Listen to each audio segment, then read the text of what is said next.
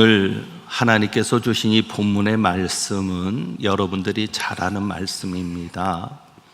예수님께서 베드로에게 물으십니다. 어떻게 물으시죠? 몇 절입니까? 예수님께서 이렇게 물으십니다. 15절에 보면 그들이 조반 먹은 후에 예수께서 시몬 베드로에게 이르시되 하면서 물으시는 그 질문만 한번 같이 읽습니다. 시작.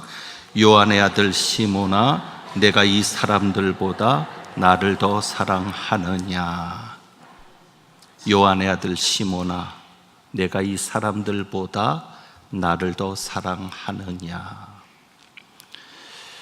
그런데 베드로는 이 질문 앞에 마음이 무너집니다. 찢어집니다.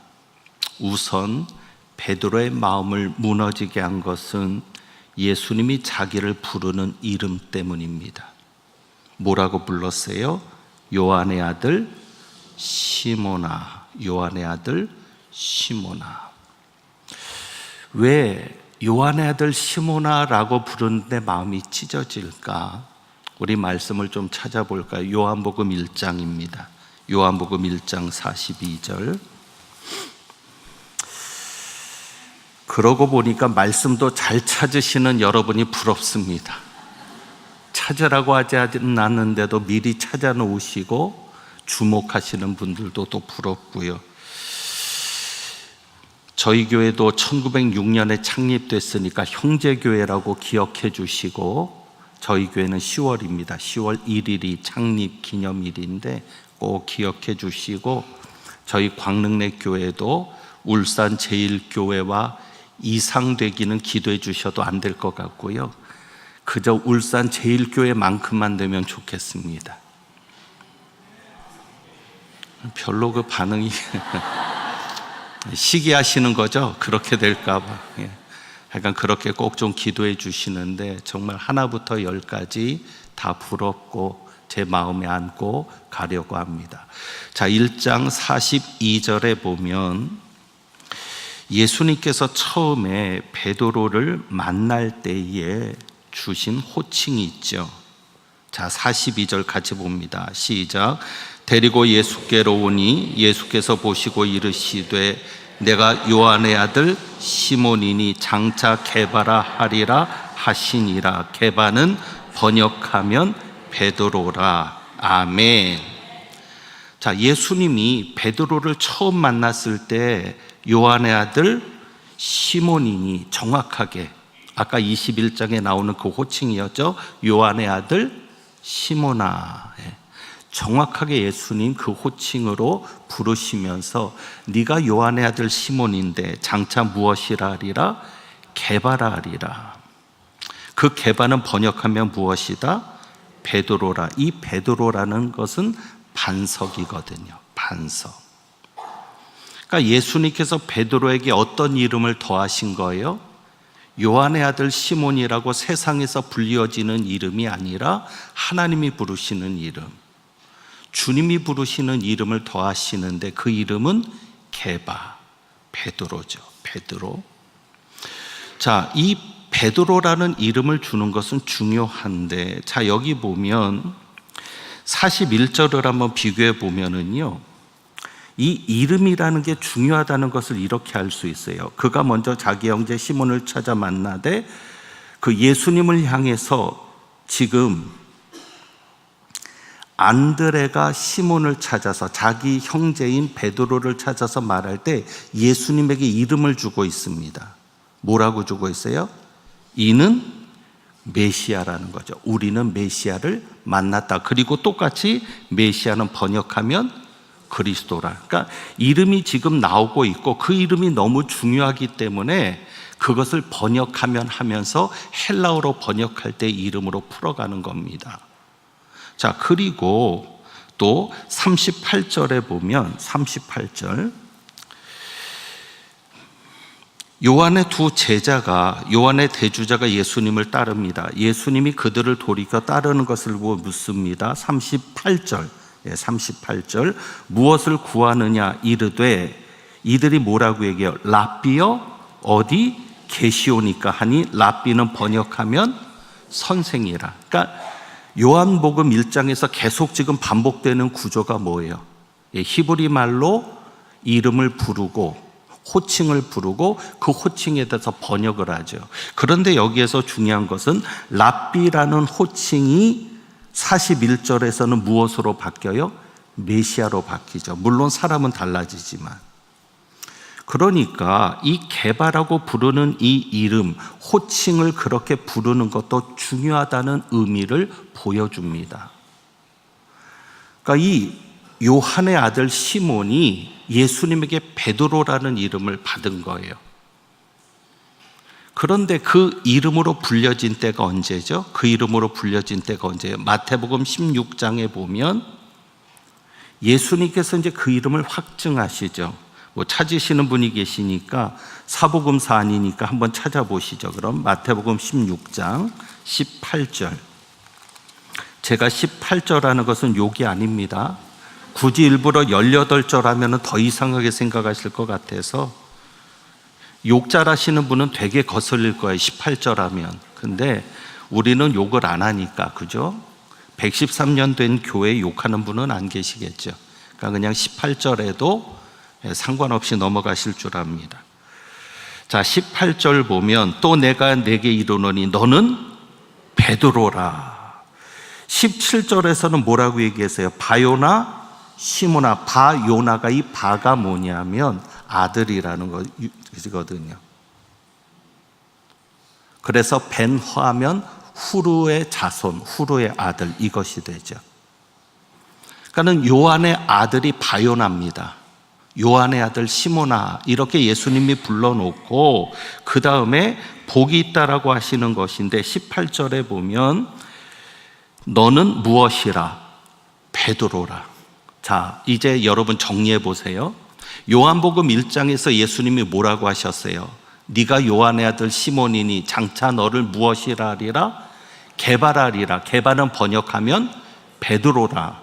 그래서 너는 장차 베드로라 하리라. 그런데 이때까지는 베드로란 이름으로 부르질 않으신 거예요.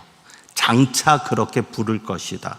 그리고 베드로라는 이름으로 부르신 때가 언제죠? 신앙 고백을 했을 때, 주는 그리스도시요 살아계신 하나님의 아들이시니다라고 고백했을 때 네가 복이 있다, 하나님이 인정하시면서 그 다음에 너는 베드로라. 그 베드로의 말뜻이 뭐죠? 반석이거든요. 반석.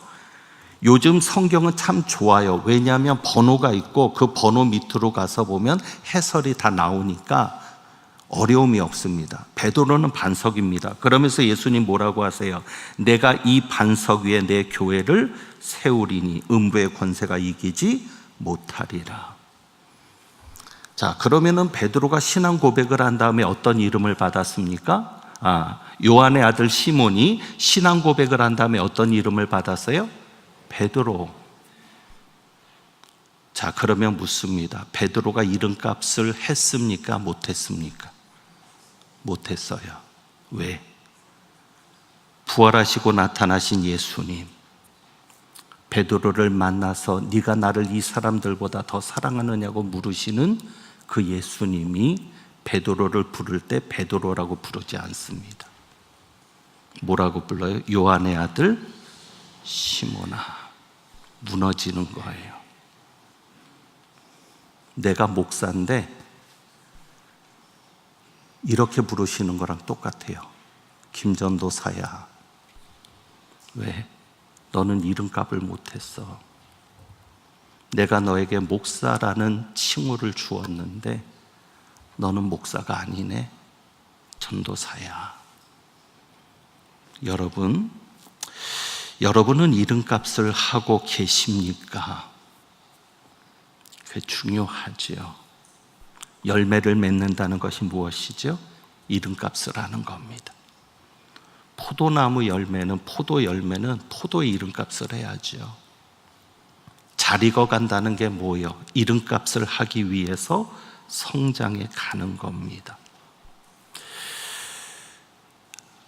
김성수 목사님과 제가 목사 안수를 아마 거의 비슷한 시기에 받았을 겁니다. 목사 안수를 받고 난 다음에 기분 나쁜 일이 하나 있었습니다. 그게 뭘까요? 안수를 받았는데 이제 기쁜 마음으로 노회에서 안수를 받고 그 다음 주일이 왔을 거 아닙니까? 주보에도 목사라는 게 분명히 올라가고요. 그 전까지는 전도사였는데 목사입니다. 부목사 누구? 얼마나 자랑스러워요. 그런데 주일 첫날을 맞는데 감격과 설렘으로 맞은 첫날에 기분을 잡쳤습니다. 왜 잡쳤을까요? 끝날 때 되니까 목사가 좀 거칠어지죠. 이해하십시오. 글쎄 전도사로 부르는 거예요. 김전도사님, 습관이죠. 기분이 굉장히 안 좋더라고요. 자, 장로 임직을 받았습니다. 그런데 집사님 그래 보세요. 권사 임직을 받았는데 집사님 그래 보세요. 사실은 기분이 좋지 않죠. 그래서 이런 농담을 합니다. 앞으로 전도사님이라고 부르면 1,000원씩 내세요. 그런데 사실은 회개할 일이죠. 대접받으려고 목사가 된 겁니까? 대접받으려고 장로가 된 겁니까? 목에 힘주려고 권사가 된 겁니까? 집사가 돼서는 연합회 나가서 행사할 수 없으니까 그래서 권사가 되고, 또 요즘 우리 총회에서는 여자 장로를 세우니까 그래도 권사보다는 장로로 나가서 활동하는 게 잘 보여지니까 그래서 장로가 되고 싶은 그런 마음입니까? 사실은 회개할 일이죠. 중요한 것은 뭐예요? 내가 어떤 이름으로 불려지느냐가 아니라 내가 그 이름값을 제대로 하고 있느냐. 오늘 진짜 제자라는 주제인데 진짜 제자는 다른 게 아닙니다. 이름값을 하면 진짜 제자입니다. 가짜 제자는 뭐예요? 제자인데 제자가 아닌 거예요. 이름값을 하지 못하고 있는 거예요. 여러분들이 오늘 말씀을 통해서 그것을 보셔야 합니다. 진짜 제자는 이름값을 합니다. 아무래도 저희 교회가 역사가 있다 보니까 또 울산제일교회도 마찬가지인데 옛날 선배님들이 어떻게 한국 교회를 부흥시켜 왔고 헌신해 왔는지가 늘 감동입니다.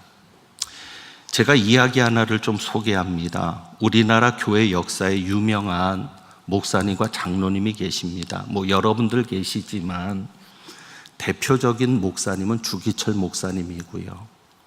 대표적으로 유명한 장로님은 조만식 장로님입니다. 이 주기철 목사님은 조만식 장로님의 제자였습니다. 조만식 장로님께서 평양에 오산학교 교장으로 재임했을 때 주기철 목사님은 그 학교의 어린 학생이었습니다.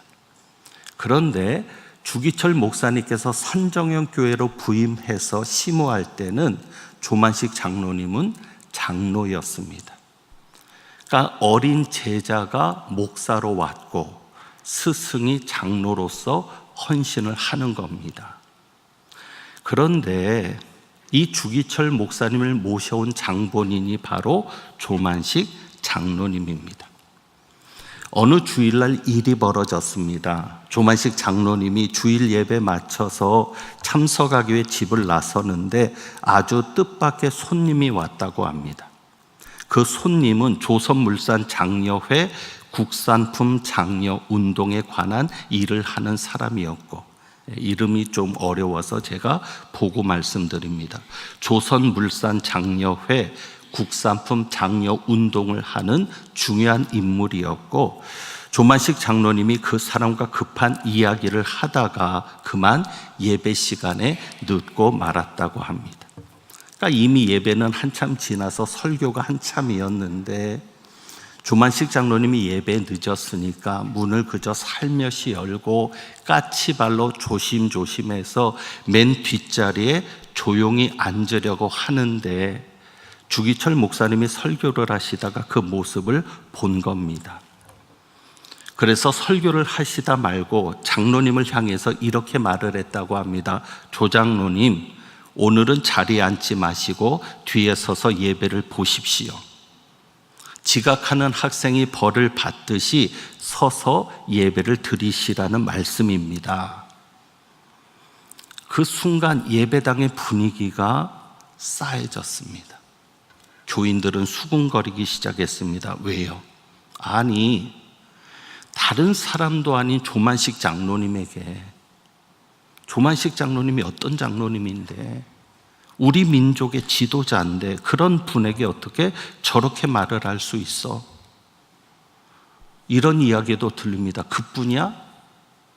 조만식 장로님 스승이잖아. 어떻게 자기 스승에게 그렇게 이야기를 할 수 있어?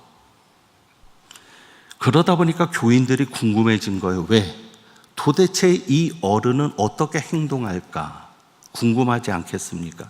만약에 울산제일교회에서 그런 일이 있었다면 김성수 목사님이 설교를 하시는데 선임 장로님이고 큰 장로님, 모두에게 존경받는 장로님이 예배 시간에 그날 본인이 늦고 싶어서 늦은 것도 아니잖아요. 그런데 늦게 들어왔을 때 김성수 목사님께서 앞에서 그 말씀을 했다면 도대체 그 장로님은 어떻게 반응할까 궁금해질 겁니다. 그런데 이때 조만식 장로님은요, 교인들을 한번 보더니 조용하게 목례를 했다고 합니다. 교인들을 향해서 허리를 숙이면서 인사하고는 말없이 맨 뒤로 가서 서서 예배를 드렸답니다. 설교를 마친 주기철 목사님께서 조만식 장로님에게 기도 인도를 부탁을 했습니다. 그때 조만식 장로님은 이렇게 기도했다고 하죠. 우선은 거룩한 주일에 하나님 만나는 것보다 사람 만나는 걸 더 중요하게 여긴 것을 용서해 주십시오. 그렇게 시작하면서 이런 기도를 했다고 합니다. 인간의 약속에 연연하여 주님과 약속한 시간의 늦음으로 인해 목사님의 심기가 얼마나 불편하셨으면 설교 중에 이토록 책망하시며 그런 연고로 귀한 하나님 말씀 전달에 전념치 못하게 해드린 죄 용서하여 주옵소서. 그런 기도를 하면서 목이 메이고요. 그렇게 목이 메이면서 오히려 회개 기도를 하는 조만식 장로님을 보면서 주기철 목사님도 눈물을 흘렸고요. 그런 목사님과 장로님을 보는 교인들도 하나가 되어서 눈시울을 적셨다고 합니다. 이것이 오늘 한국 교회를 있게 했던 목사님과 장로님의 모습입니다. 얼마나 멋지게 이름값을 합니까? 정말 귀한 겁니다. 조만식 장로님은 한국의 간디라는 별명도 가지고 계시죠. 여러분, 우리에게도 이름이 있습니다. 세상에서 불려지는 이름도 있지만 교회에서 불려지는 이름도 있고 주님이 나를 부르시는 이름도 있습니다. 여러분, 얼마나 이름값을 하고 계십니까? 진짜 제자가 되어야 합니다. 진짜 제자는요, 명예를 중요시하지 않습니다. 자존심을 내세우지 않습니다. 내가 진짜 이름값을 하고 있는가, 그것을 생각합니다. 이제 예수님께서는 그러한 베드로, 이름값을 하지 못하고 있는 베드로를 변화시켜 나가십니다. 그러니까 여러분, 단순히 예수님께서 베드로와 대화를 하실 때 만약에 여러분이 베드로의 입장에서 생각해 보시면 정말 예수님이 내 앞에 나타나셔서 내가 대화를 예수님과 하면은 그것이 그냥 인간의 말일까? 그렇지는 않겠죠. 하나님과 대화하는 거니까. 오늘 새벽에도 모세 이야기를 했는데 모세가 하나님과 대화하면서 모세의 얼굴이 광채가 나기 시작합니다. 그러니까 하나님과 대화한다는 것은 예수님께서 하나님이신데, 육신으로 오신 하나님이신데, 육신을 입고 오신 하나님인데, 하나님과 대화한다는 것은 그냥 우리의 대화 같은 수준이 아닙니다. 예수님의 이야기를 한마디 한마디 들을 때 생명이 살아날 겁니다. 예수님의 이야기 한마디 한마디를 들을 때마다 여러 가지 것들이 깨달아지고 느껴지고, 그리고 그 속에서 주님의 사랑도 경험될 수 있을 겁니다. 그러니까 우리가 요한복음 15장을 통해서 말씀의 역사를 생각했는데 바로 그러한 말씀의 역사가 예수님과의 대화 속에서 나오지 않았겠습니까? 그러니까 지금 예수님이 베드로하고 대화하는 것은 굉장히 중요한 겁니다. 자, 이제 베드로를 통해서 얼마나 변화가 되었는지를 살피고요. 그렇다면 나는 얼마나 변화된 제자의 모습을 가지고 있는지를 우리가 한번 생각해 봅니다. 베드로를 보면은요, 기적을 체험하는 것이 그렇게 중요하지 않은 것 같습니다. 자, 우선 예수님께서 베드로에게 이렇게 물으세요. 자, 다시 한번 아까 읽었던 본문 요한복음 21장 15절.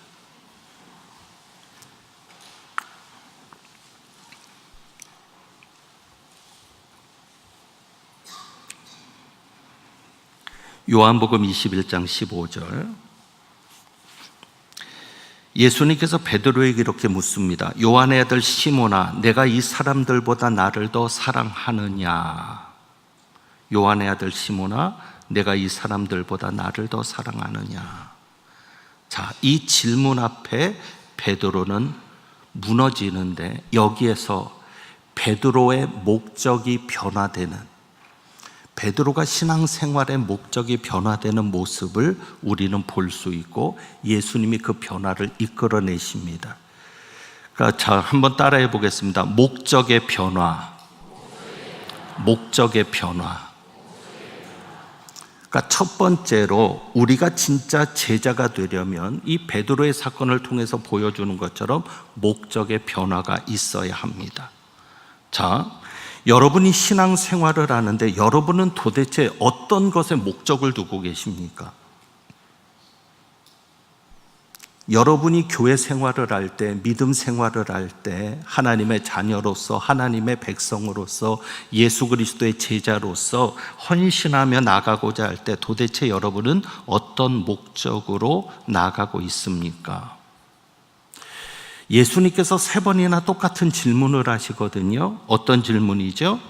자, 15절에 요한의 아들 시몬아, 내가 이 사람들보다 나를 더 사랑하느냐? 그리고 두 번째 똑같이, 그러니까 뭐 필레오로 물었느냐, 아가페로 대답했느냐, 아가페로 묻고 필레오로 대답했느냐, 그것을 생각하지 마시고 거기에서도 의미를 찾을 수 있겠지만 지금 중요한 건 그것보다 그냥 한글 번역대로만 한번 봅니다. 16절에 두 번째 물으십니다. 요한의 아들 시몬아, 내가 나를 사랑하느냐? 세 번째 17절, 요한의 아들 시몬아, 내가 나를 사랑하느냐?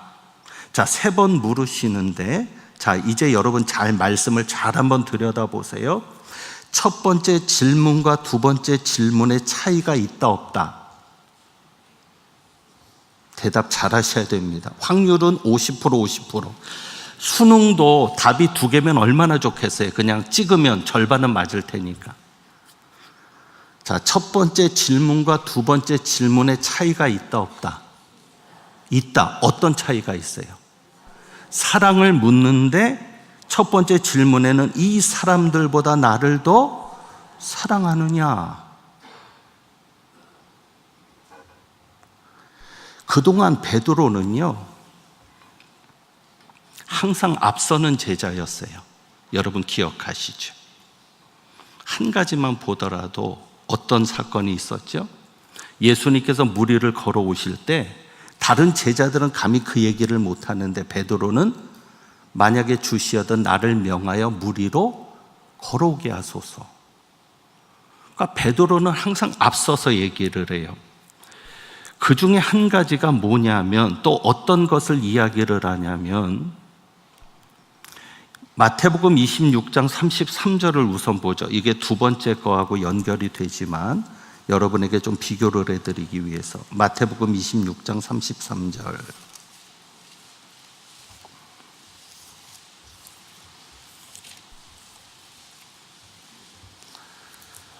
자, 마태복음 26장 33절입니다.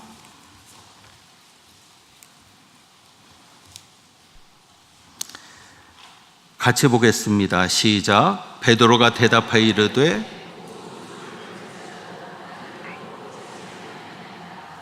아멘.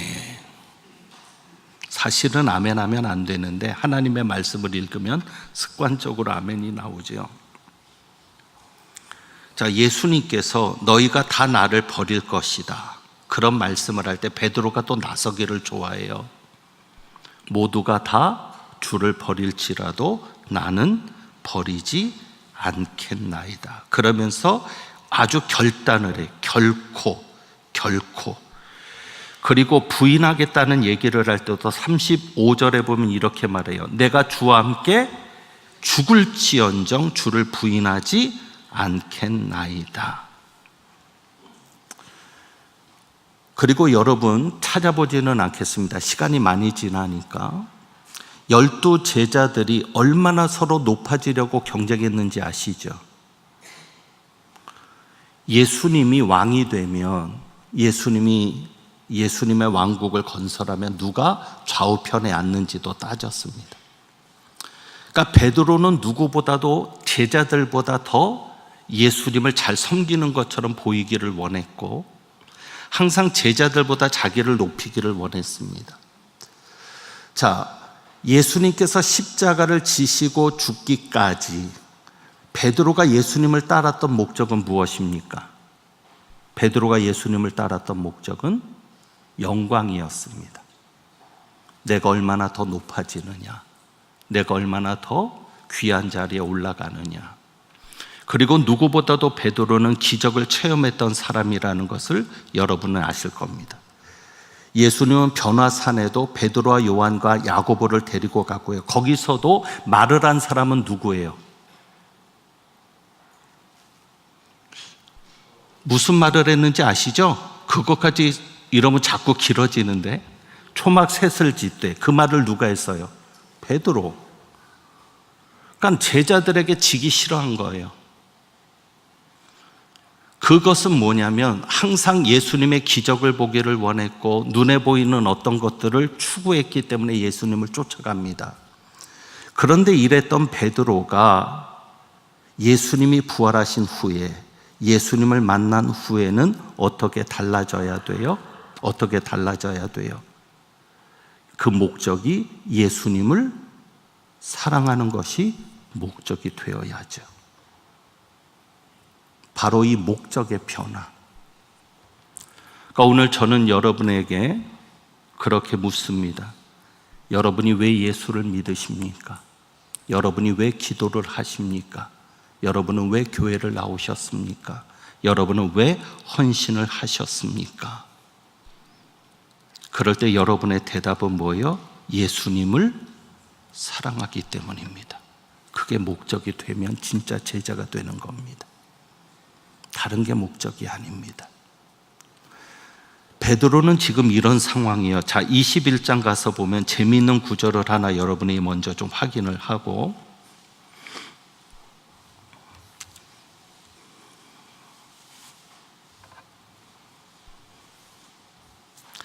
재미있는 구절을 하나 확인을 해보면 예수님께서 지금 제자들이 이제 예수님도 없고 하니까 할 일도 없고 한편으로는 생계 걱정도 되니까 뭘 하자 그랬죠? 고기 잡으러 가자. 그때도 누가 나서요? 3절에 보면 누가 나서요? 시몬 베드로가 나서요. 부활하신 예수님을 만났는데도 불구하고 예수님에게 무엇을 할지를 묻기보다는 자기는 나는 물고기 잡으러 가겠노라. 그래서 다 따라 나가는 겁니다. 그때 그물을 배 오른편에 던지라. 그리고 7절에 보면 예수님께서 사랑하시는 그 제자가 요한을 말하죠. 베드로에게 이르되 주님이시라 하니 시몬 베드로가 또 벗고 있다가 주님이라는 말을 듣고 겉옷을 두르네 바다로 뛰어내립니다. 참 열심이죠. 굉장히 적극적이죠. 겉모습으로만 보면 정말 주님을 사랑하는 것 같고 정말 주님을 위해 모든 걸 다할 것 같은데, 자, 그런데 보시고요. 그래서 이제 고기를 가져오라고 합니다. 11절에 보면 그물을 끌어올린 게 누굽니까?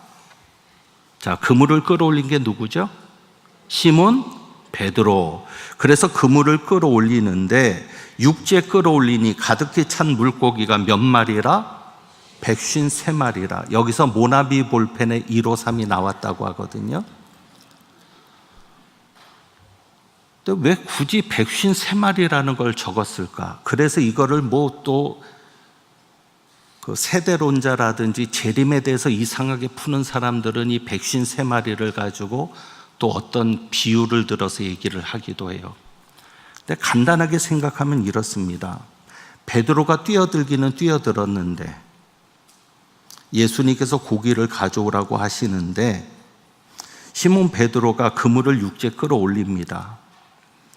근데 예수님에게 막상 누구보다도 먼저 예수님에게 달려가려고 했는데 달려갈 수 있었어요? 없었어요?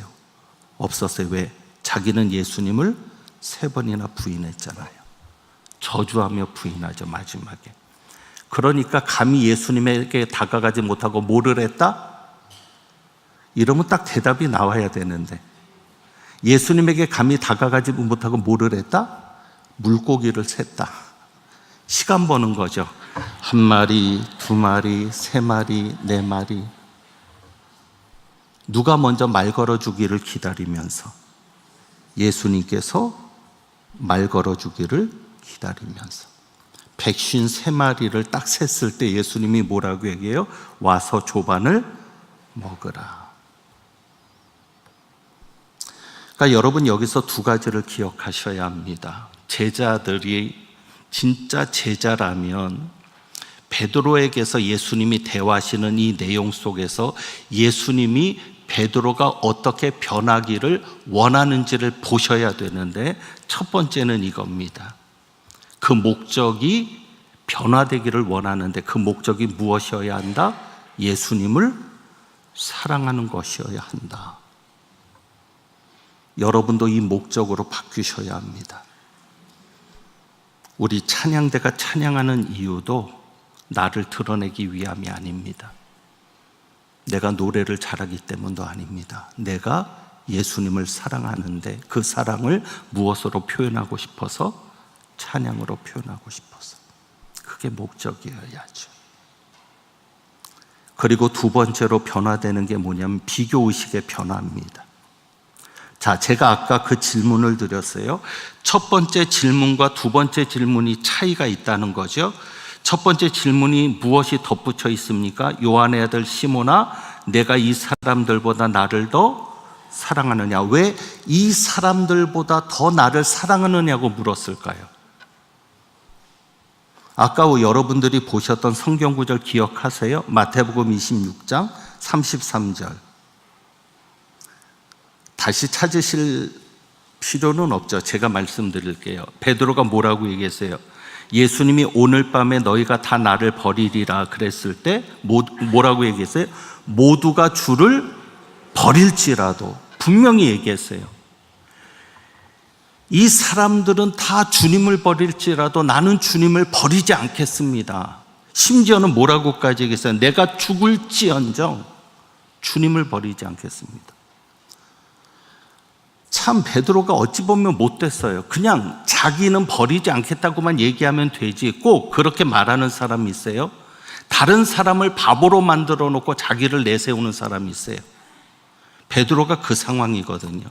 이 사람들은 다 주님을 버릴지라도 나는 주님을 버리지 않겠습니다. 그러니까 예수님이 베드로에게 나타나셨을 때 무엇을 물어요? 네가 이 사람들보다 나를 더 사랑하느냐?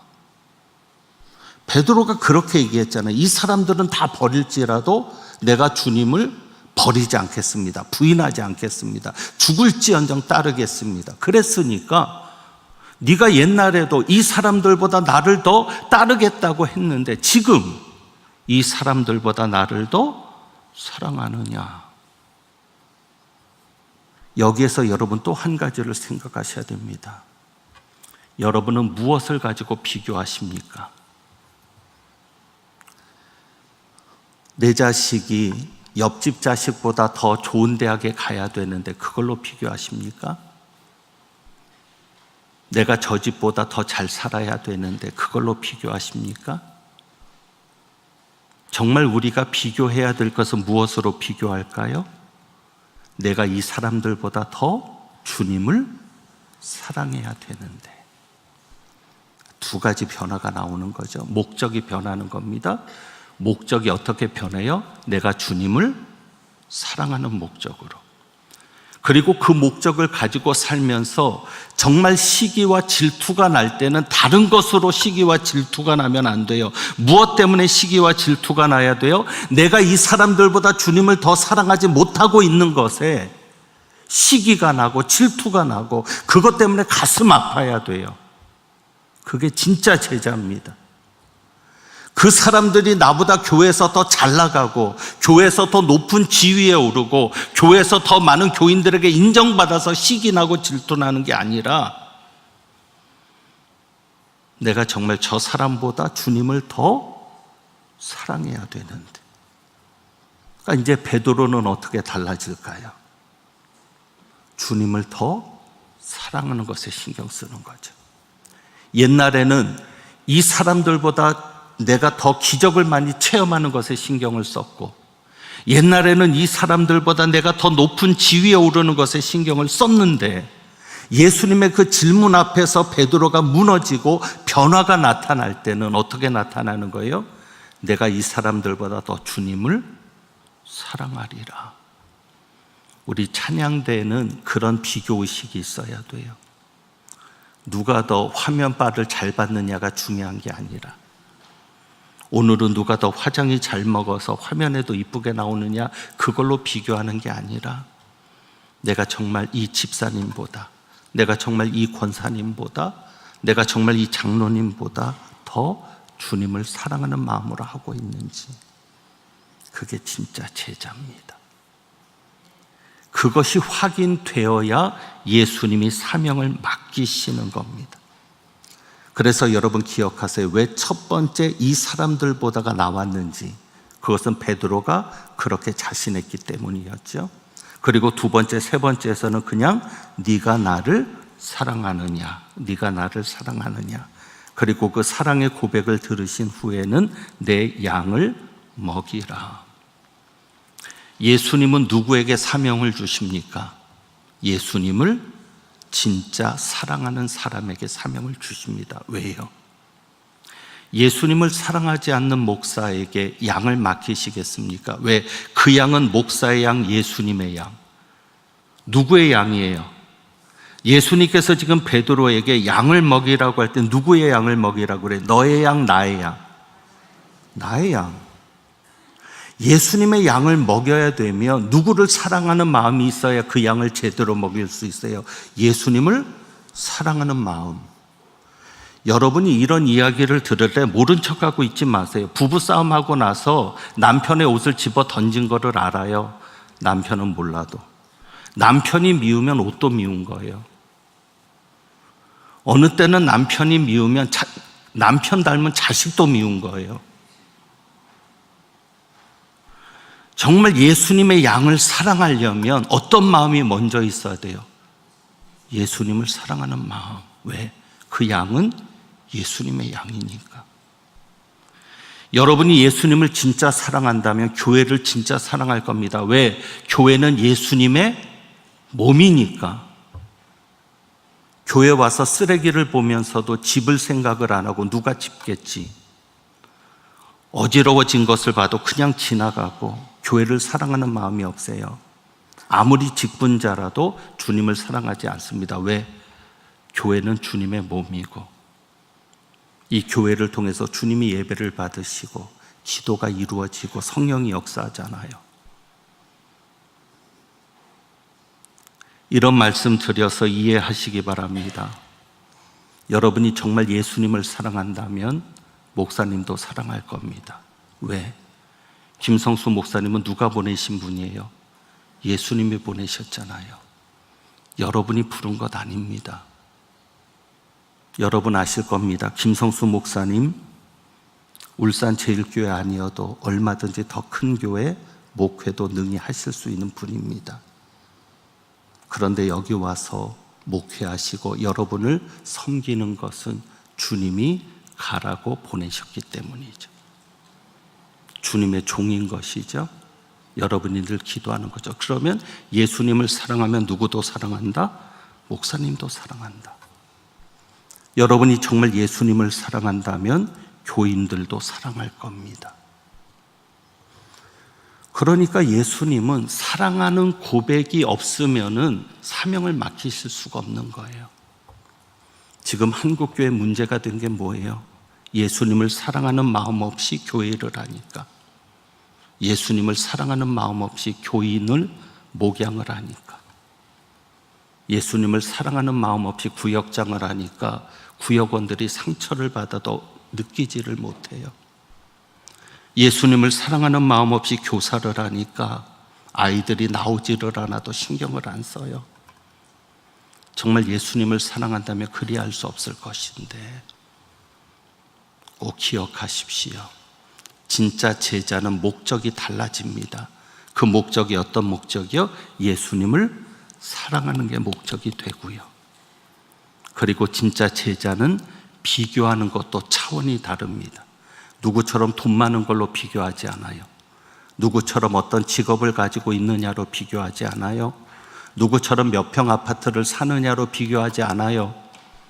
진짜 제자는 내가 저 사람보다 예수님을 더 사랑해야 될 텐데, 내가 저 사람보다 예수님을 더 가까이 따라가야 될 텐데, 그게 진짜 제자입니다. 그리고 마지막으로 변화될 것이 하나 있습니다. 마지막으로 변화되는 것은 무엇이냐면요, 삶의 주인이 바뀌는 변화입니다. 진짜 제자는요, 삶의 주인이 바뀌는 겁니다. 예수님이 나의 주님이 되시는 겁니다. 자, 21장 7절을 한번 볼까요? 참 여기 기가 막힌 것이 있는데,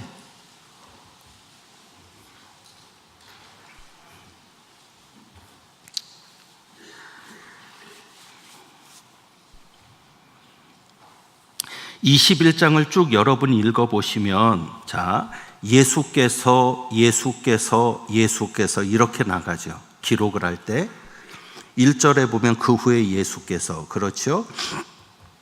그리고 4절에도 예수께서, 5절에도 예수께서. 그런데 자, 7절에 보면은요, 예수께서 사랑하시는 그 제자가 베드로에게 이르되 누구라 하니, 자, 예수라니 주님이시라니, 주님이시라 하니. 그러니까 하나님께서 요한을 통해서 이 말씀을 기록하게 하실 때 이 호칭 하나도 신경 쓰신 거예요. 왜? 이제부터 제자들에게는 누가 되는 거예요? 예수가 랍비입니까? 주님입니까? 주님. 그래서 그 다음부터 나오는 말씀에는 다 주님이에요. 그래서 12절에 보세요.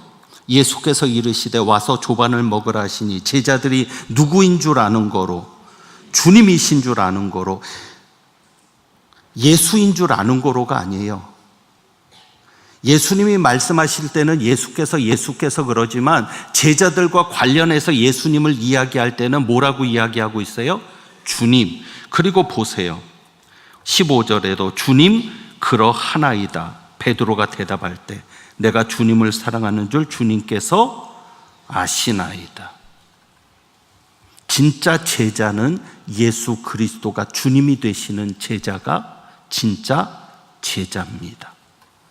그러니까 제자들과 관련해서는 호칭이 바뀌는 거예요. 자, 20장 16절 한번 볼까요? 어떻게 또 달라지는지. 20장 16절.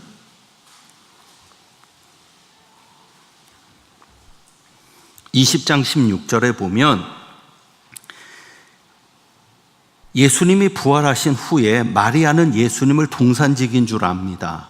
눈이 열리지 않으니까 예수님을 알아보지 못해요. 그런데 16절에 예수께서 마리아야 하실 때, 그러니까 예수님의 말씀에는 생명이 있고 능력이 있기 때문에 그 예수님의 말씀 이름 하나만 들어도 눈이 열리는 거예요. 제가 목회를 하면서 가지는 소망이 뭐냐면요, 베드로가 고넬료 가정에 가서 설교를 할 때 성경은 분명하게 이렇게 기록합니다. 어떻게 기록하죠? 고넬료 가정에 성령이 역사할 때가 언제입니까? 베드로가 기도할 때, 설교할 때. 113년의 역사를 다시 한번 자, 다시. 베드로가 고넬료 가정에 그 긴 이야기를 하지 않겠습니다. 그 긴 이야기는 하지 않고 여러분이 나중에 사도행전을 통해서 확인하시고, 자, 베드로가 고넬료 가정에 가서 설교를 하는데, 그 고넬료 가정이 베드로가 찾아가서 복음을 전하는데 고넬료 가정이 성령을 받거든요. 자, 그 성령을 받은 시점이 기도할 때, 설교할 때. 우리가 쉽게 생각하면은 기도할 때죠. 왜? 성령 받기 위해서는 기도가 중요하니까. 그런데 설교할 때입니다. 말씀을 듣는 중에 성령께서 내려오시니. 그리고 여러분 생각해 보시면은요, 사도들이, 예수님은 더할라위였고, 자, 우선 예수님의 경우를 봅시다. 예수님이 병자를 고치실 때 기도로 고치셨을까? 명령으로 고치셨을까? 명령. 성경을 읽어보세요. 예수님은 한 번도 병자를 놓고 기도하신 적이 없어요. 그냥 말씀하신 거예요. 내 믿음대로 되라. 볼지어다. 걸어라. 나오라. 제자들도 그렇습니다. 자, 제자들도 병자를 고칠 때 기도로 고쳤다, 명령으로 고쳤다. 명령. 기도는 먼저 하고. 그래서 오늘 새벽에 그 말씀 드렸죠. 기도하는 중에 간구가 나오는 겁니다. 그러니까 기도를 평소에 제자들이 예수님과 더불어서 성령께서 늘 함께하는 종들이 되었으니까 그게 예수님과 동행하는 거거든요. 그러니까 기도는 늘 되어 있는 상태에서 그때그때 간구가 나오든지 명령이 나오는 거죠. 이해되시죠? 그러니까는 12 제자들, 사도들도 명령으로 예수님처럼 말씀으로 병자를 고칩니다. 그래서 제가 가지는 소망이 뭐냐면요, 저도 우리 교인들을 위해서 그렇게 특별히 안수기도 하려고 애쓰지 않습니다. 제 의식 속에는 뭐냐면 하나님의 말씀만 제대로 전해지면, 우리 김성수 목사님도 누구보다도 말씀 중심으로 설교하시는 분인 줄 제가 압니다. 하나님의 복음만, 말씀만 제대로 전해지면 말씀을 듣는 중에 문제도 해결되고, 말씀을 듣는 중에 병자도 낫고, 말씀을 듣는 중에 방언도 터지고, 말씀을 듣는 중에 기적도 일어나는 거죠. 예수님의 말씀에는 그 힘이 있거든요. 그러니까 보세요. 마리아야 하고 부르는데도 마리아의 눈이 열리잖아요. 무슨 얘기한 게 아니에요. 설명한 게 아니에요. 내 몸을 봐라 이렇게 말씀하신 것도 아니에요. 자, 그런데 마리아가 대답할 때 뭐라고 대답하죠? 히브리 말로 라보니. 여기까지는 라피예요. 그런데 이제 뒤에 가서 보시죠. 28절. 이제 도마가 이렇게 대답합니다. 제자들에게 있어서 이제는 예수님에 대한 인식이 바뀌는 겁니다. 28절에 도마가 대답해 이르되, 뭐라고 얘기해? 나의 주님이시요 나의 하나님이십니다. 그리고 나서 21절부터는 계속 예수님에 대해서 제자들이 얘기할 때는 뭐라고 얘기해요? 주님, 주님, 주님. 저는 여러분에게 묻고 싶습니다. 여러분의 인생의 주인이 주님이십니까? 아니면 나입니까? 그래서 베드로를 한번 보시겠어요? 베드로가 어떻게 달라지는가 하면,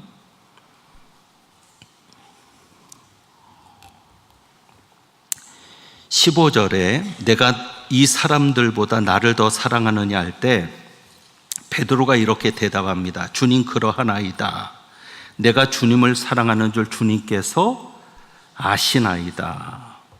자, 그리고 이 16절에도 보면은요, 내가 주님을 사랑하는 줄 주님께서 아시나이다. 그리고 17절에도 보면 베드로가 근심하면서 말합니다. 주님 모든 것을 아시오매 내가 주님을 사랑하는 줄을 주님께서 아시나이다. 자, 베드로가 대답할 때 어떻게 대답했는지 보세요. 베드로가 이렇게 대답합니까? 예, 내가 주님을 사랑합니다. 이렇게 대답했습니까? 내가 주님을 사랑합니다. 그렇게 대답했어요? 아니죠. 뭐라고 대답해요? 내가 주님을 사랑하는 줄 주님께서 아십니다. 이거는 굉장히 놀라운 변화입니다. 어떤 변화냐 하면, 자, 누가복음 22장 33절. 지금까지의 베드로의 모습, 예수님, 부활하신 예수님을 만나기 전에 베드로의 모습을 한번 보면 누가복음 22장 33절,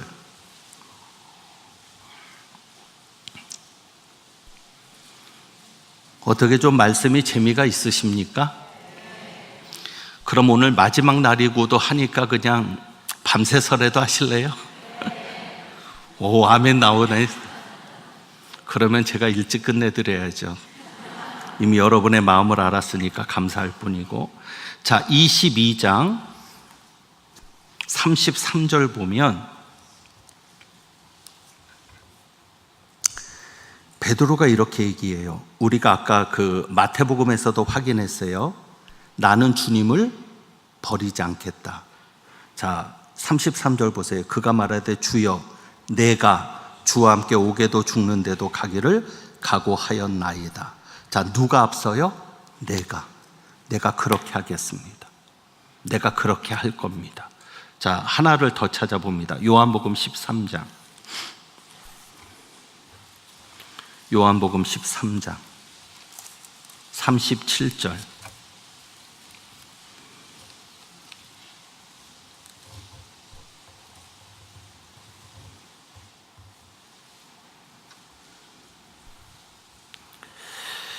주여 어디로 가시나이까 물으면서 37절에 베드로가 이런 이야기를 합니다. 주여 내가 지금은 어찌하여 따라갈 수 없나이까? 주를 위하여 내 목숨을 버리겠나이다. 여기도 주어는 누구죠? 내가 버리겠습니다. 그러니까 지금까지 베드로는 항상 자기를 앞세우는 삶이었어요. 내가 그렇게 하겠습니다. 내가 알 겁니다. 내가 잘할 수 있습니다.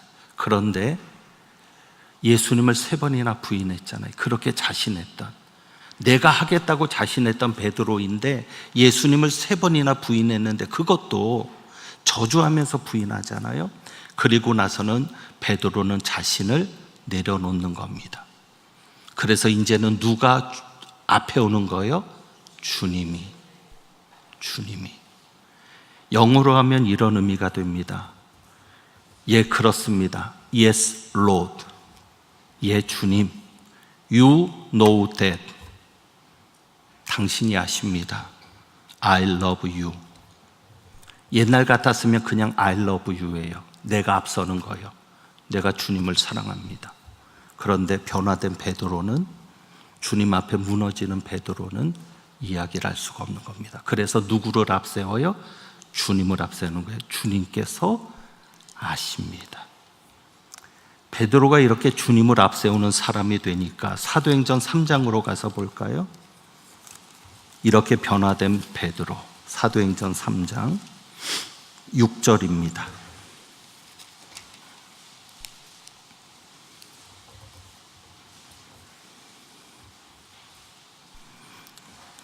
사도행전 3장 6절.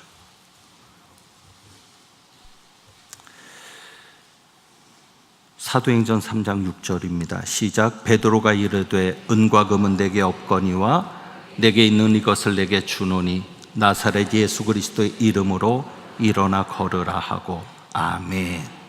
베드로가 이제는 자기를 내세우지 않습니다. 자기는 이제 없는 겁니다.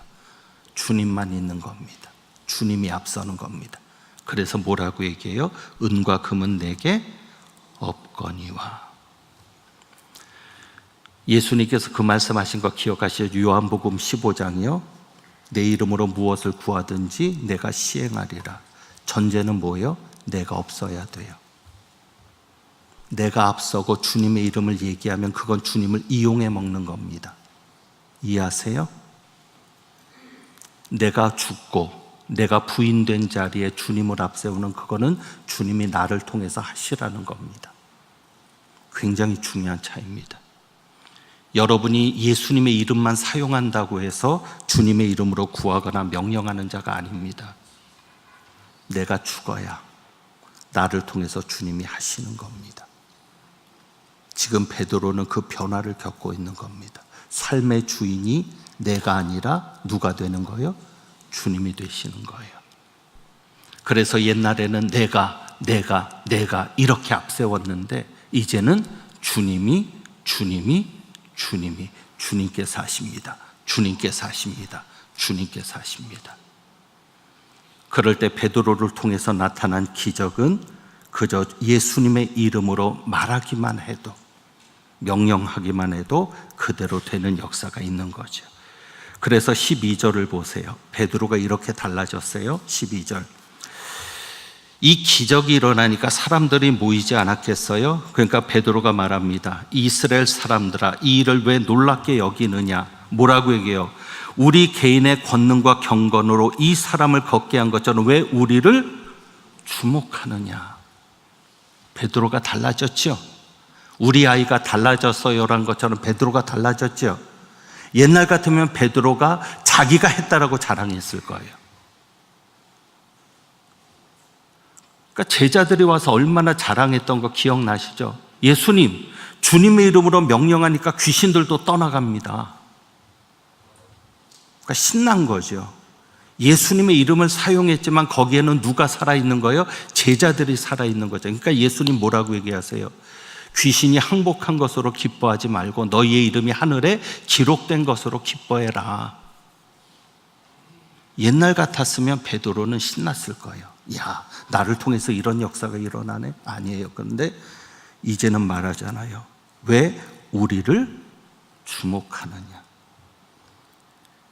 여러분이 정말 나를 죽이고 내 안에 계신 그리스도가 나타나기를 원한다면 나를 주목하게 하는 모든 것을 버려야 합니다.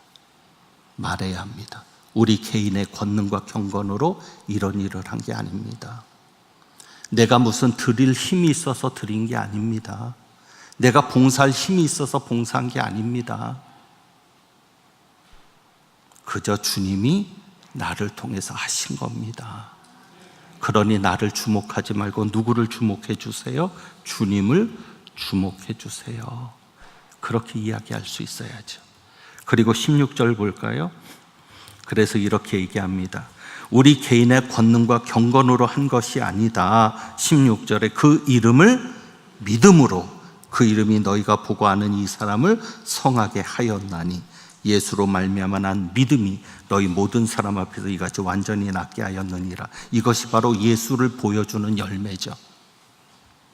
왜? 내가 한 것이 아니라 누가 한 것이 되니까, 주님이 한 것이 되니까. 우리 아이가 좋은 대학에 갔습니다. 사람들은 그걸 관심 있어 하죠. 과외는 어디서 해야 됩니까? 학원은 어디를 다녔습니까? 그때 얘기해야죠. 주님이 하신 겁니다. 여러분의 자녀도 그렇게 믿음 안에서 성공하기를 원한다면 나처럼 주님을 주목하십시오. 그럴 때 나를 통해서 누가 나타나는 거예요? 주님이 나타나는 거죠. 그게 열매죠. 그러니까 우리가 변화되어야 될 것이 뭡니까? 주인이 바뀌는 변화가 있어야 합니다. 내가 주인이 아니라 이제는 누가 주인이 되셔야 돼요? 주님이 주인이 되셔야 돼요. 자, 그래서 이제 요한복음 21장 18절로 가서 봅니다.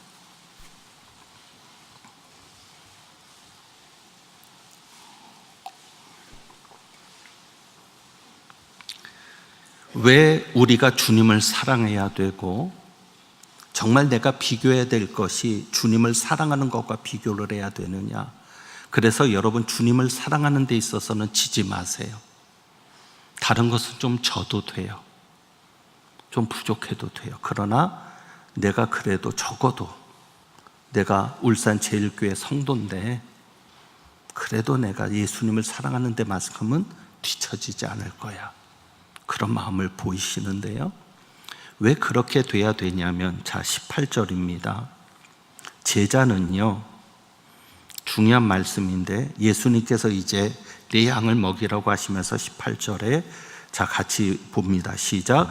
내가 진실로 진실로 내게 이르노니 내가 젊어서는 스스로 띠띠고 원하는 것으로 다녔거니와 늙어서는 내 팔을 벌리리니 남이 내게 띠띠우고 원하지 아니하는 곳으로 데려가리라. 아멘. 제자는요, 내가 원하는 곳으로 가는 삶이 제자가 아니기 때문입니다. 만약에 여러분이 하고 싶어서 하면 그것은 제자가 아니에요. 하기 싫어도 해야 되는 일이 있어요. 그게 더 중요한 일이에요. 자식을 키우는 일, 여러분 하고 싶어서 하는 게 아니잖아요. 가정을 돌보고 사업을 하시는 분도 마찬가지죠. 하고 싶어 사는 일이 아니라 내가 해야 될 일이죠. 제자는요, 내가 원하는 대로 가는 것이 제자가 아닙니다. 주님이 원하시는 곳으로 가는 게 제자인데, 어느 때는 내가 원하는 것보다 다른 사람에 의해서 억지로 끌려가게 되어도 그것도 주님이 하신 겁니다. 이해되시죠? 여러분이 더 좋은 직장을 들어가고 싶었지만 못 들어갔다. 어찌 보면 여러분이 원한 것은 아니었어요. 그러나 그것도 주님이 이끄신 거예요. 거기서 최선을 다하셔야죠. 그러니까는 여러분, 제자의 정의는요, 제자는 내가 원하는 곳으로 가는 게 제자가 아닙니다. 주님이 원하는 곳으로 가는 게 제자입니다. 그래서 제자의 조건 중에 뭐예요? 자기를 부인하고, 자기를 부인하지 않으면 절대 예수님을 따라갈 수 없거든요. 그런데 이 제자에도 등급이 있네요. 그러니까 이 제자가 어린 아이일수록 어떻게 된다? 18절에 젊어서는 스스로 띠띠고 원하는 곳으로 다녔지만 늙어서는 내 팔을 벌리리니 남이 내게 띠띠우고 원하지 아니한 곳으로 데려가리라. 그래서 아까 여러분 그런 인사했어요. 늙어가지 말고 익어갑시다. 그럼 익어간다는 게 뭐예요? 내가 원하지 않은 것을 해내는 것이 성장하는 것이고 어른이 되는 거예요. 아이들은 항상 자기 중심으로만 생각합니다. 아이들하고 숨바꼭질 해보셨죠? 애들 키울 때 숨바꼭질하면 애들이 재밌어 하잖아요. 사실은 좀 쉬고 싶은 거죠. 숨는다 해놓고는 그동안 쉬는 거예요. 한참 찾으러 다니게 해놓고는. 요새 광고에도 그런 거 나오는데, 그런데 아이들이 숨을 때는요, 특징이 있습니다. 타조도 마찬가지인데 아이들이 숨을 때는 엉덩이는 밖으로 빼도 자기 눈에만 안 보이면 숨은 거예요. 이해되시죠? 어린아이는 철저히 이기적이고 자기중심적입니다. 제자도 마찬가지입니다. 믿음이 어린 제자, 예수님을 따라가기는 따라가지만 아직까지도 자기가 원하는 방식대로 일하는 제자는 어린아이입니다. 그러나 늙어서는, 성장하면, 익어가면 나는 원하지 않더라도, 나는 하기 싫어도 이것이 주님의 뜻이라면, 나는 거부하고 싶어도 이것이 주님의 뜻이라면 내 것을 내려놓고 따라가는 것이 제자입니다. 어디까지 따라가요? 어디까지? 죽음까지. 죽음까지. 그래서 사도 베드로가 19절에 보면 이 말씀을 하시면 베드로가 어떠한 죽음으로 하나님께 영광을 돌릴 것을 가리키심이로라.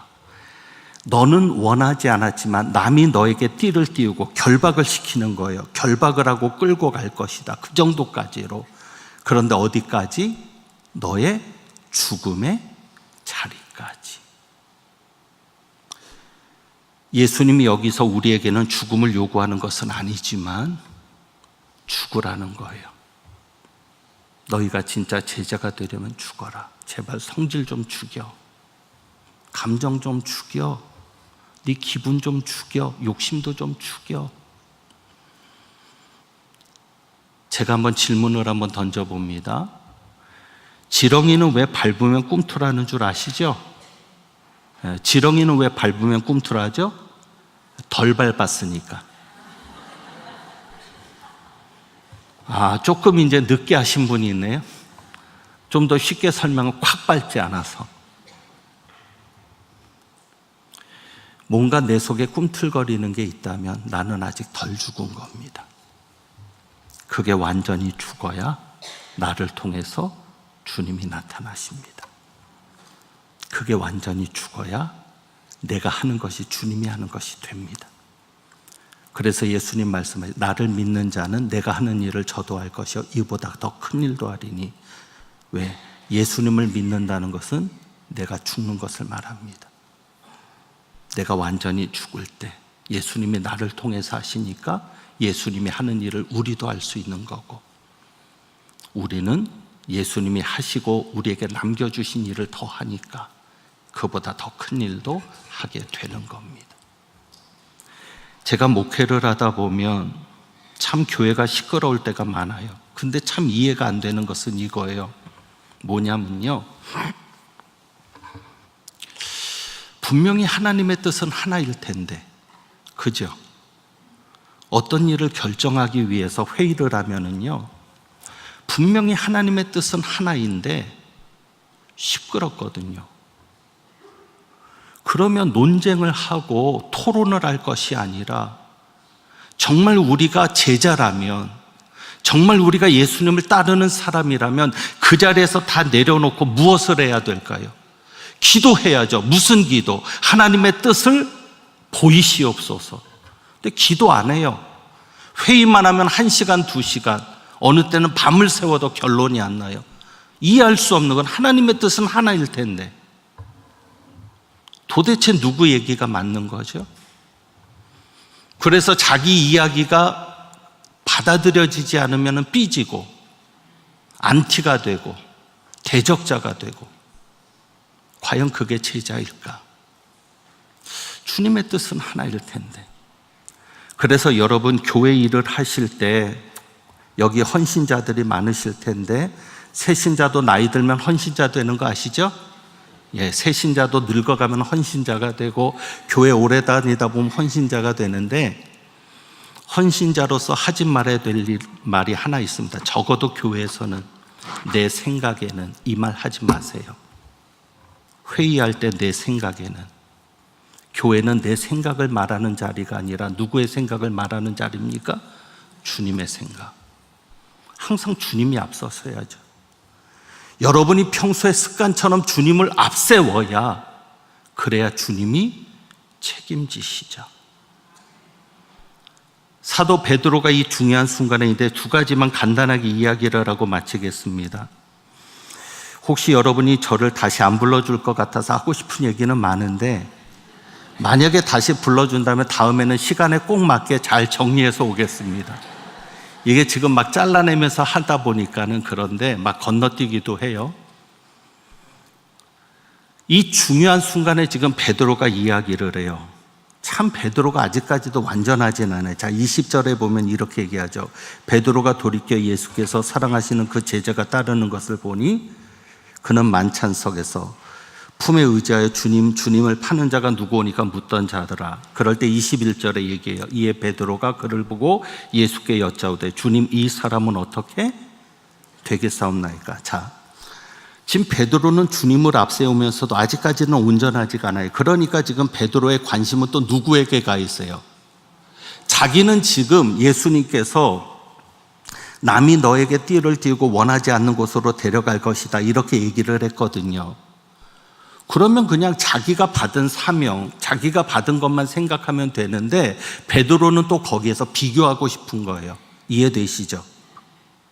항상 베드로와 요한과 야고보를 예수님이 자기랑 같이 데리고 다녔으니까. 그러니까 그 자리에서도 묻는 거예요. 주님, 이 제자는 어떻게 됩니까? 그때 예수님 뭐라고 얘기했어요? 내가 올 때까지 그를 머물게 하고자 할지라도 내게 무슨 상관이냐? 너는 나를 따르라. 여러분이 예수님을 따라갈 때요, 다른 사람 때문에 상처받지 마세요. 상관하지 마세요. 그 사람이 어떻게 섬기든, 그 사람이 어떻게 하든 비교하지도 마세요. 그냥 따라가세요. 그것이 주님이 기뻐하시는 일입니다. 절대 그런 얘기하지 마세요. 목사님, 난 누구 때문에 봉사 못하겠어요. 난 누구 때문에 그만둘래요. 항상 우리는 누구 때문이 아닌 예수님 때문에가 되어야 합니다. 지금 베드로의 모습이 그래요. 그 중요한 순간에 예수님이 지금 베드로를 사랑하면서 찾아오셨고, 사랑을 확인하셨고 사명을 주시잖아요. 그 중요한 순간에 왜 거기서 요한을 생각해요? 자기만 생각하면 되지. 여러분, 그렇게 하시고요. 자, 마지막 말씀으로 이것을 좀 봅니다. 12절입니다. 예수께서 이르시되 와서 조반을 먹으라 하시니 제자들이 주님이신 줄 아는 거로 당신이 누구냐 감히 묻는 자가 없더라. 여러분이 2박 3일 말씀을 들으면서 한편으로는 이런 갈등도 있었을 겁니다. 그러면 우리는 복을 받으면 안 되는 건가? 그러면 우리는 잘 되면 안 되는 건가? 그런데 여러분 보세요. 분명 예수 믿으면 복 받습니다. 아브라함이 잘 됐잖아요. 아브라함의 아들이 잘 됐고요. 그리고 야곱이 잘 됐고 요셉이 잘 됐어요. 분명히 그 복이 있습니다. 그런데 문제는 우리는요, 복 자체를 추구하는 게 아니라 예수님을 사랑하는 것을 추구합니다. 예수님을 사랑하니까 예수님이 책임져 주시는 거거든요. 그래서 제가 기도할 때마다 혹은 교회에서 설교할 때마다 자주 언급하는 것이 그겁니다. 먼저 그의 나라와 그의 의를 구하라. 그리하면 이 모든 것을 너희에게 더하시리라. 그래서 저희 교회 기도는요, 사실은 구체적인 것을 기도시키지를 잘 않아요. 그거는 그냥 개인적으로 하고, 그래서 항상 기도의 초점이 그의 나라와 그의 의에 있죠. 왜냐하면 먼저라는 것은 먼저 주님의 나라와 주님의 의를 구하고 그 다음에 너희의 필요한 것을 구하라는 말씀이 아니에요. only입니다. only. 오직 그의 나라와 그의 의를 구하면 나머지는 내가 알아서 하겠다. 그 얘기거든요. 자, 오늘 보세요. 예수님이 왜 제자들에게 아침을 차려주실까요? 왜 조반을 먹게 하실까요? 와서 조반을 먹으라. 지금 제자들이 어떤 상황이었습니까? 예수님이 부활하셨으면 이제 부활의 증인이 돼야 되는데도 불구하고 베드로가 나섰죠. 어떻게? 가서 물고기를 잡겠다. 그 얘기는 뭐예요? 생계를 꾸려야 되지 않느냐. 그럴 때 예수님 조반을 먹이시는 겁니다. 무슨 얘기입니까? 너희가 사명만 잘 감당하면 먹을 것은 내가 책임진다. 너희는 그저 나를 사랑하고 내가 원하는 곳으로 가서 내가 원하는 일을 하면 내가 책임진다. 여러분 그 믿음 가지십시오. 여러분이 특별히 자식을 위해서 기도할 시간이 없어도 교회를 위해서 만약에 내가 기도할 시간이 한 번밖에 없다. 그러면은 그것을 나를 위한 기도보다도 하나님을 위한 기도에 헌신하십시오. 그러면 기도하지 않은 것까지도 능히 응답하시는 하나님, 생각하는 것에 더 능히 넘치도록 하시는 하나님. 예수님이 지금 제자들에게 조반을 차려주면서 그것을 가르치는 거예요. 너희가 지금 내가 없으니까 생계를 걱정하는구나. 내가 책임져. 너희는 그저 나를 처음 만났을 때처럼 사람을 낚는 어부가 되면 돼. 그래서 여러분, 부흥은 다른 게 아닙니다. 부흥은요, 처음으로 돌아가는 것이 부흥입니다.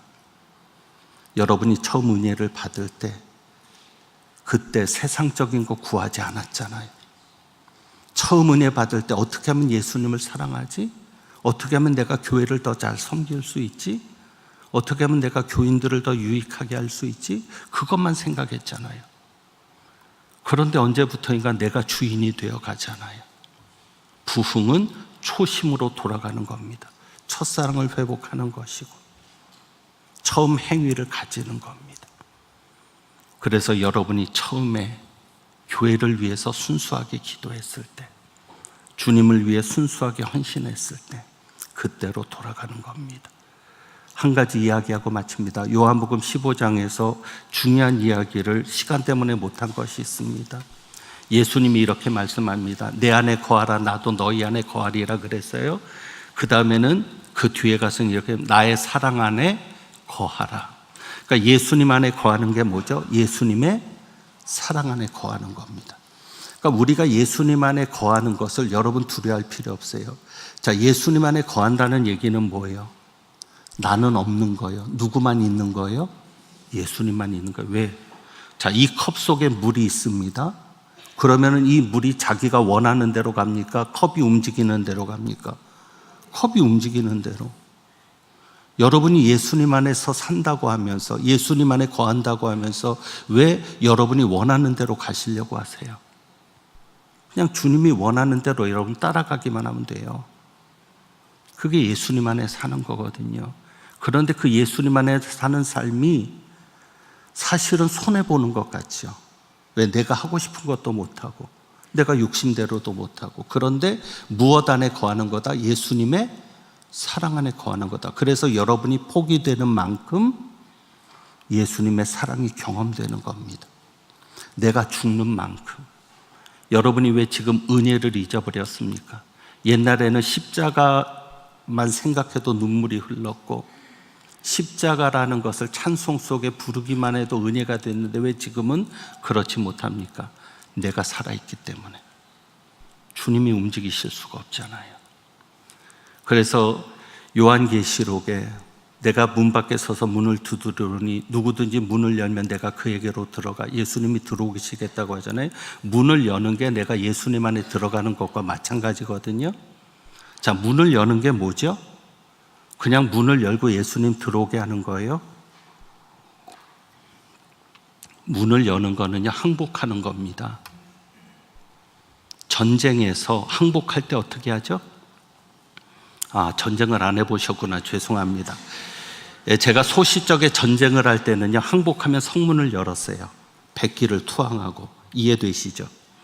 그러면 들어오는 겁니다. 그러면 그 성의 주인은 들어온 사람이 되는 거예요. 내가 주인이 아니에요. 여러분 철저하게 기억하십시오. 세상이 어려워도 앞으로 세상이 더 힘들어질지 모르겠습니다. 마귀는 더 극성스럽게, 오늘 김성수 목사님하고 이야기하는데 아마 설교 중에 여러분에게 그 이야기를 하신 것 같은데, 제가 또 은혜를 받고 가는 것은 졸지도 주무시지도 않고 역사하시는 하나님인데 마귀도 졸지도 않고 자지도 않는다. 거기 주무시다면 안 되니까. 참 기가 막힌 거죠. 그렇죠. 하나님만 졸지 않고 주무시지 않는 게 아니라 마귀도 잠도 없네요. 앞으로 얼마나 더 우리를 힘들게 할지 몰라요. 그래도 여러분이 그냥 잘 따라가면 모든 것은 누가 책임지신다? 하나님이 책임지신다. 여러분이 그것을 경험하시고 주님이 책임지시는 것을 여러분이 경험한 것을 삶 속에서 드러낼 때 그것이 예수를 보여주는 겁니다. 그럴 때 그들에게 말할 수 있습니다. 우리를 주목하지 말고 예수를 바라보라고. 예수의 이름이 낫게 했으니까 너희도 예수의 이름을 찾으면 너희에게도 이런 역사가 있을 것이라고. 아무쪼록 우리 울산제일교회는 진짜 제자가 되셔서 예수님이 여러분을 통해서 역사하시는 것을 놀랍게 경험하시고, 이제는 내 뜻, 내 생각이 아닌 주님의 뜻과 주님의 생각만이 앞세워지는 우리 교회와 여러분들 되시기를 원합니다. 그래서 오늘 우리가 이 찬양을 좀 드려보고 싶습니다. 낮엔 해처럼 밤엔 달처럼. 언제 또 불러주실지 몰라서 그냥 있는 얘기를 다 쏟아놓고 가려다 보니까 좀 늦어졌는데, 오늘은 그래도 좀 기도를 조금만 더 하시면 좋겠습니다. 왜? 마지막이니까. 이때 기도 안 하면 어떻게 하시겠어요? 그리고 분명한 것은 제가 부흥회를 놓고 기도할 때 저는 그렇게 기도했습니다. 하나님, 집회 가운데 있는 역사보다도 집회 후의 역사가 더 크게 하소서. 저는 잠깐 왔다 가는 사람이지만 이 교회를 위해서 목숨을 버리실 분은 김성수 목사님입니다. 저는 우리 교회 가서 목숨을 버릴 겁니다. 그러니 진짜 역사는 김성수 목사님을 통해서 나타나는 겁니다. 제가 김성수 목사님만큼 여러분을 사랑할 자신이 없거든요. 그러니 이제 이 2박 3일의 은혜와 말씀과 이것을 가지고 이제 우리 목사님께서 목회를 해 나가실 때 분명 놀라운 역사들이 일어날 겁니다. 그래서 여러분 그것을 기대하시고 또 저희 교회를 위해서도 기도해 주시고요. 그리고 오늘은 여러분이 기도하실 때 아픈 분들은 아픈 부위에 손을 얹고 기도하시고, 그래서 오늘 그 약속을 받으세요. 오늘 치료받지 못하면 하나님이 언젠가는 또 치료해 주시고 그것을 통해서 살아계신 예수님을 드러내실 것을 여러분이 약속으로 받고, 또 내일 수능이 있으니까 우리 수험생들을 위해서도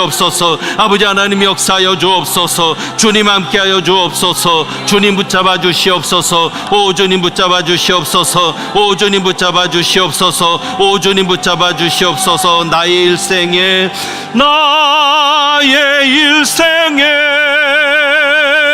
꿈이 있다. 이 땅의 빛과 소금 되어, 이 땅의 빛과 소금 되어 가난한 영혼, 지친 영혼을, 가난한 영혼,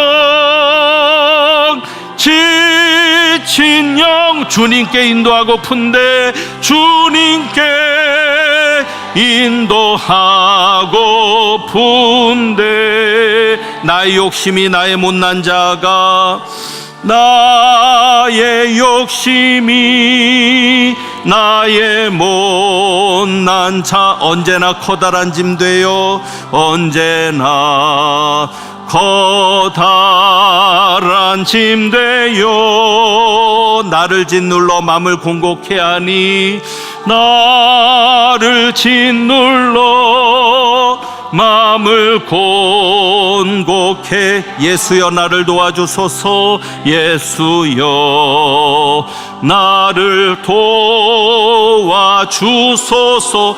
예수님 나를 도와주소서.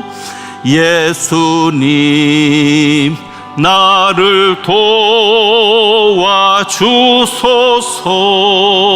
도와주소서. 기도합니다. 하나님 아버지, 이 늦은 시간까지 하나님의 말씀을 사모하고 은혜를 사모하는 종들을 기억하여 주옵소서. 은혜 없이는 살 수 없는 이들입니다. 하나님의 능력 없이는 한순간도 설 수 없는 분들입니다. 하나님 도와주시옵소서. 늘 함께하여 주시옵소서.